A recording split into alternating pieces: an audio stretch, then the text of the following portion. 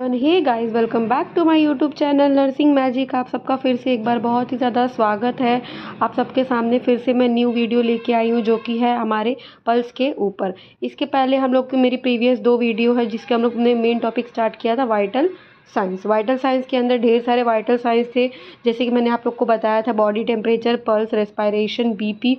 और मैंने ये भी बोला था कि आपको एक एक दिन हम लोग एक एक टॉपिक से डील करेंगे, ठीक है। सबसे पहला टॉपिक हमारा था वाइटल साइंस क्या होता है, जिसे हम जैविक चिन्ह कह रहे थे।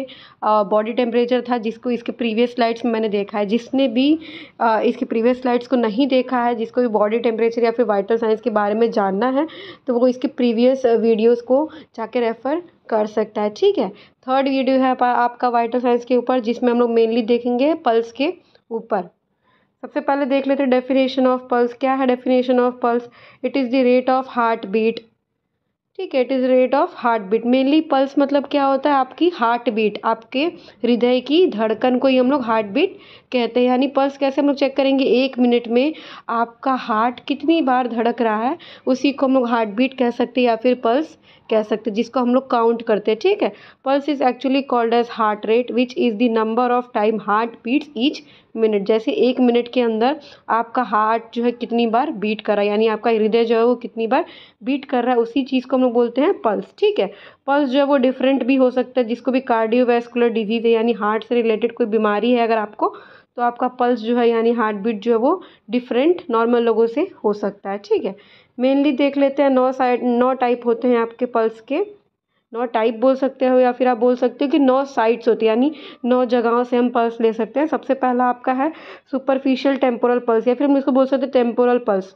टेम्पोरल पल्स आपको कहाँ से मिलेगा? जैसे कि यहाँ दिखाया गया है ना, आपके आपके इसके पास में, आपके सर के पास में टेम्पोरल पल्स है, या जहाँ पे आपका टेम्पोरल बोन होता है, जो कि आपने बोन के एनाटॉमी में पढ़ा होगा। टेम्पोरल बोन जहाँ पे होता है, वहाँ पे जो पल्स फील होती है वो आपका कौन सी हो जाएगी? वो आपका टेम्पोरल पल्स हो जाती है। नेक्स्ट है आपका कैरोटिड पल्स। एक एक को डील करेंगे धीरे धीरे, टेंशन मत लो, ठीक है। कैरोटिड पल्स कहाँ पे होती है? आपके गर्दन के एक साइड में, लेफ्ट साइड या फिर राइट साइड में, आपके गर्दन के जहाँ पे कैरोटिड आर्टरी होती है, वहाँ पे आपको कैरोटिड पल्स मिलता है। नेक्स्ट है आपका ब्रेकियल पल्स। ब्रेकियल पल्स कहाँ पे है आपका?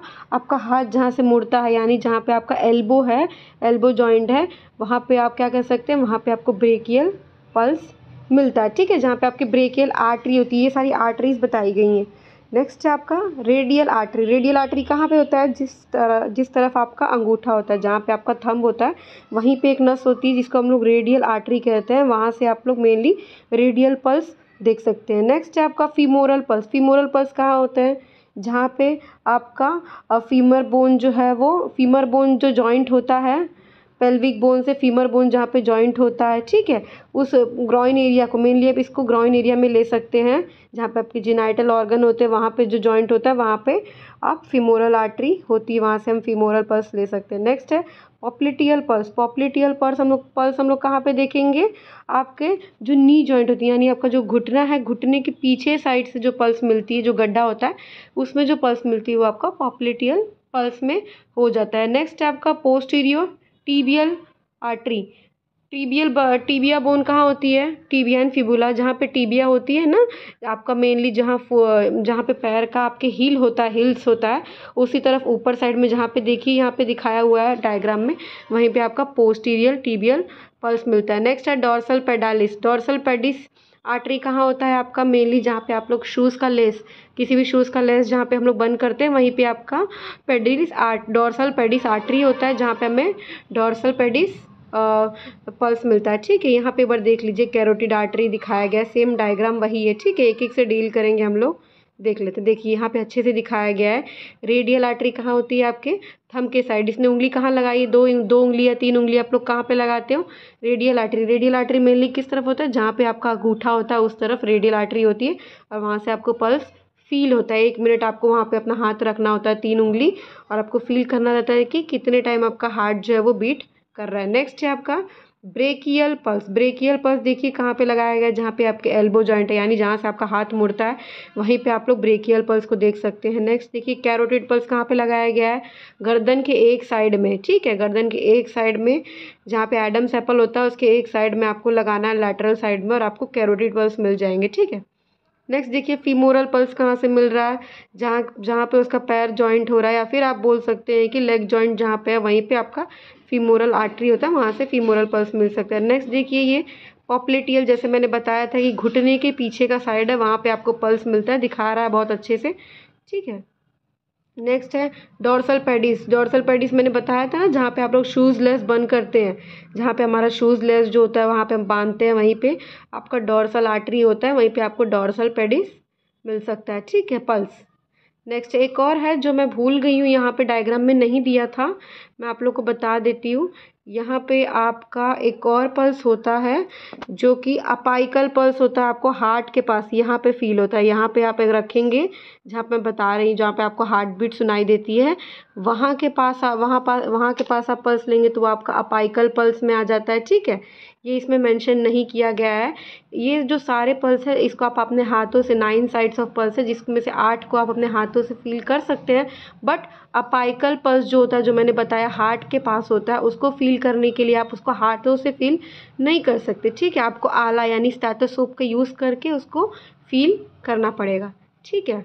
ओनली एंड ओनली क्वेश्चन आता है कि कौन सा पल्स ऐसा है जो सिर्फ और सिर्फ स्टेथोस्कोप से ही फील किया जा सकता है। इसका आंसर आप लोग ज़रूर मुझे कमेंट बॉक्स में बताएंगे, जैसे मैंने पहले बता दिया इसका आंसर। अगर आप लोग क्लास में ध्यान दे रहे होंगे तो आपको समझ में आ जाएगा कि मैं कौन से पल्स की बात कर रही हूँ। और जैसे मैंने बहुत बच्चों से पूछा था, मतलब आप लोगों से पूछा था मैंने कि मैं व्हाट्सएप का ग्रुप बनाऊँ या नहीं बनाऊँ, जिसमें ये सारे नोट्स मैं आपको डाल सकूँ और नेक्स्ट वीडियो किस टॉपिक पे लेके आना आपसे मैं डिस्कशन कर सकूँ। सिर्फ 2-4 बच्चों ने ही ऐसे हैं जिन्होंने कमेंट किया है, क्योंकि बाकी सारे बच्चे पूरा वीडियो देख नहीं रहे, जो कि बहुत ही गलत बात है। आप लोग पूरा वीडियो देखिए और उसके बाद में कमेंट बताइए कि करना है, अब ग्रुप बनाना है या फिर नहीं बनाना है। और बाकी जो बच्चे इंटरेस्टेड है ग्रुप बनाने में, आप लोग अपने नंबर से मुझे हाय भेज सकते हैं, मैं आप लोगों को ग्रुप में ऐड कर दूँगी। और जो बच्चे नहीं इंटरेस्टेड है, वो सिर्फ वीडियो देख के सीखना चाह रहे हैं, तो कोई दिक्कत नहीं है, ये आपका पर्सनल चॉइस है, बट एटलीस्ट आप लोग पूरे वीडियो को देखा करिए, ठीक है। बहुत मेहनत लगती है वीडियो बनाने में, टाइम निकाल के आप लोग के लिए वीडियो बनाना पड़ता है, ठीक है। चलो टाइम वेस्ट नहीं करेंगे, हमें फालतू डिस्कशंस नहीं करना है। नेक्स्ट देख लेते हैं, ये आप लोग का आज का होमवर्क रहेगा, फैक्टर्स अफेक्टिंग पल्स।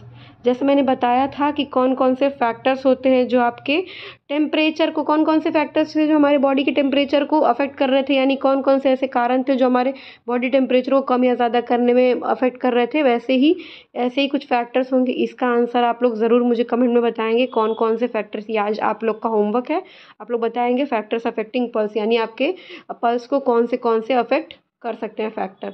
नेक्स्ट देख लेते हैं नॉर्मल पल्स कितना कितना होता है। नॉर्मल पल्स कितना होता है, मैंने फर्स्ट वाइटल साइंस वाले वीडियो में बताया था कि 70 to 80 बीट्स पर मिनट आपका, beats per minute, breath per minute नहीं होगा, ठीक है, बीट्स पर मिनट आपका नॉर्मल पल्स होता है, जो मैंने बताया था। अब देख लेते हैं, एज के हिसाब से अलग अलग हो सकता है। बेबी अंडर 1 ईयर, 1 साल के बच्चों का जो पल्स होगा, नॉर्मल पल्स होगा, वो 100 to 160 बीट्स पर मिनट होगा। 1 से 10 साल के बच्चों का 70 से 120 बीट्स पर मिनट होगा। 10 साल से ऊपर से लेके अडल्ट यानी बड़े लोगों में क्या होगा, 60 to 100 बीट्स पर मिनट होगा। और एथलीट्स जो होंगे उनका कितना होगा, 40 to 60 बीट्स पर मिनट, ठीक है। ये नॉर्मल पल्स की बात हो रही थी। अब देखते हैं एबनॉर्मल पल्स रेट। अब देखते हैं कि एबनॉर्मल पल्स रेट। अब नॉर्मल पल्स रेट पता होने से पहले आपको पता होना चाहिए कि नॉर्मल पल्स रेट क्या होता है, कितना होता है normal pulse, 60 to 80 beats per minute, जिसमें मैंने बताया था नॉर्मल अप्रॉक्स वैल्यू कितना था, 72 बीट्स पर मिनट, यानी 72 जो है वो अप्रॉक्स वैल्यू होता है, ठीक है। अब देखते हैं, 2 कंडीशन आता है आपका पल्स अगर ज़्यादा हो रहा है कम हो रहा है तो। ट्रेकीकार्डिया, ट्रेकीकार्डिया क्या होता है, rapid heart beat more than 100 beats per minute, यानी आपका जो हार्ट बीट है, पल्स है, वो 100 बीट से ज़्यादा हो जाएगा, यानी 1 मिनट में आप लोग 100 बार से ज़्यादा सांसें ले रहे हो, धड़क रहा है आपका दिल, तो वो क्या हो जाएगा, आपका ट्रेकीकार्डिया का कंडीशन हो सकता है, ठीक है।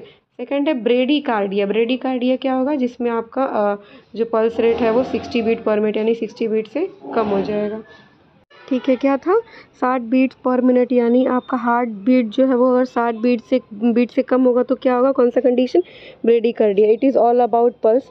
अगर इसका नोट्स चाहिए तो आप लोग को व्हाट्सएप ग्रुप पे मेरे ऐड होना पड़ेगा, ठीक है। पूरी वीडियो को देखा करो, कमेंट और लाइक ज़रूर किया करो। जैसे मैंने रिपीट नहीं करूँगी बार बार ये बात को कि व्यूज़ जा रहे हैं, आप लोग देख रहे हो बट वीडियो को लाइक नहीं कर रहे हो, ये बहुत गलत बात है। वीडियो को लाइक करो, चैनल को सब्सक्राइब करो और शेयर करो, ठीक है। बेल आइकन को प्रेस कर दो कि कोई भी मेरी नई वीडियो वीडियो आएगी तो मुझे आपको लिंक शेयर करने की ज़रूरत नहीं पड़ेगी, आपके पास नोटिफिकेशन आ जाएगा कि मेरा वीडियो आ चुका है। ठीक है, आपको कोई भी डाउट है आप क्लियर कर सकते हैं। और कुछ बच्चों ने कमेंट किया था कि MSN के वीडियोस बनाइए, इसके जीएनएम सेकेंड ईयर के वीडियोस बनाइए। तो आप लोग मुझे टॉपिक ज़रूर कमेंट करें, इसके लिए आप लोग को व्हाट्सएप ग्रुप में ऐड होना पड़ेगा, उसमें आप कमेंट करके मुझे बता सकते हैं, उसके ऊपर नए जल्दी से जल्दी वीडियो बन जाएंगी। और वीडियो देखने के लिए थैंक यू सो मच। पढ़ते रहिए, मस्त रहिए।